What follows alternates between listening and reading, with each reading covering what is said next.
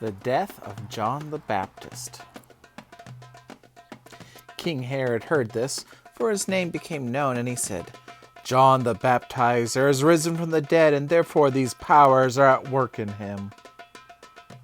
But others said, "He is Elijah." Others said, "He is a prophet, or like one of the prophets." But Herod, when he heard this, said, "This is John, whom I beheaded. He is risen from the dead."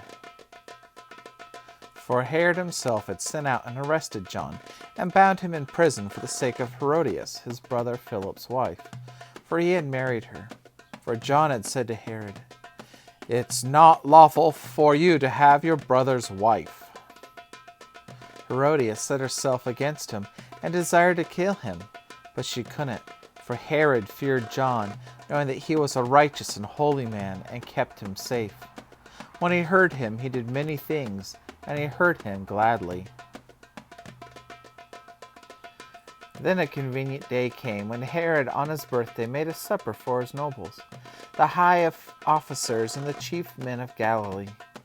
When the daughter of Herodias herself came in and danced, she pleased Herod and those sitting with him.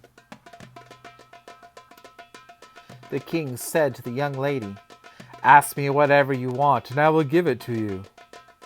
He swore to her, "Whatever you ask of me, I will give you, up to half of my kingdom." She went out and said to her mother, "What shall I ask?"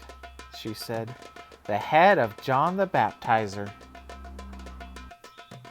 She came in immediately with haste to the king and requested, "I want you to give me right now the head of John the Baptizer on a platter." The king was exceedingly sorry, but for the sake of his oaths and of his dinner guests, he didn't wish to refuse her.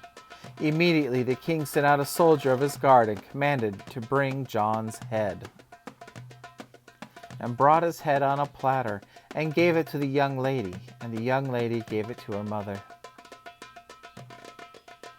When his disciples heard this, they came and took up his corpse and laid it in a tomb. Then they went and told Jesus. Herod said, "I beheaded John, but who is this about whom I hear such things?" And he sought to see him.